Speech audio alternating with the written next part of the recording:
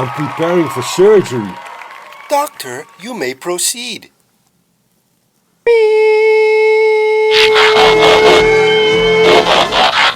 Okay, up to now I did a lot of big changes, right? I did a lot of low cutting, equalizing to make everything sound cohesive, phase corrections, compressing, those kind of stuff. Now I'm going to dive a little bit more into detail to do some smaller corrections, because there are a lot of frequencies still fighting with each other for the same spot in the mix. So that's what I'm going to do today. Okay, so here we are in the sequencer again, and there are two sounds playing at the same time, the bass and the synth. Both have the same frequencies that are fighting for the same spot, in this case the 85 Hz frequencies. In this case I want the synth to be dominant over the bass. That means when the synth plays, I want the bass from the synth to push down the bass from the bass, the 85 Hz frequency range.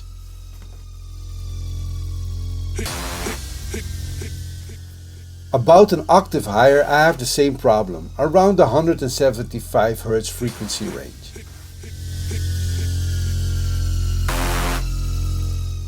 So here also I'm adding a sidechain to the equalizer, so each time the synth plays, the 175 Hz frequency range of the bass gets pushed down.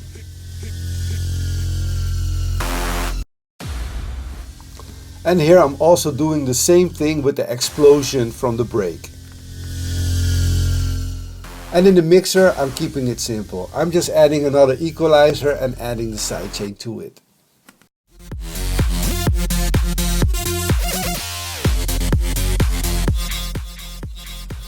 Here I'm comparing the bass of the sub with the bass of the lead, just to see where the frequencies are fighting for the same spot. And it looks like we have a winner. It's about around the 95 Hz frequency range.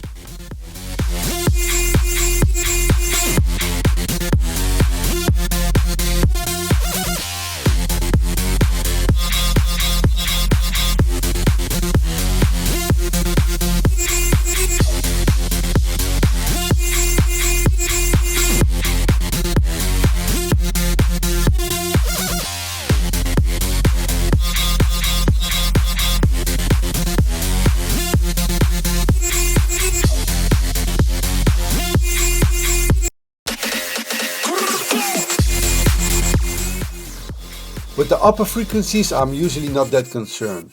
When we were doing the phase correction I could see that the lead sounds were stereo and the bass and the sub is in mono, so they're not fighting for the same spot in the mix.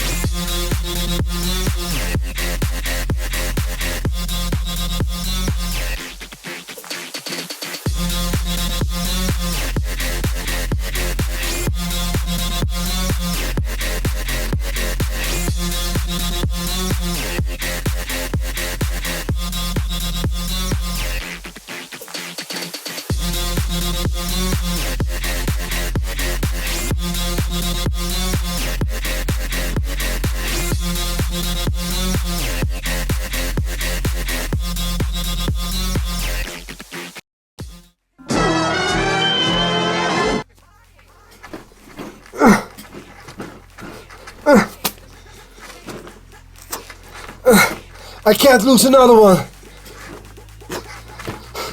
Peace out.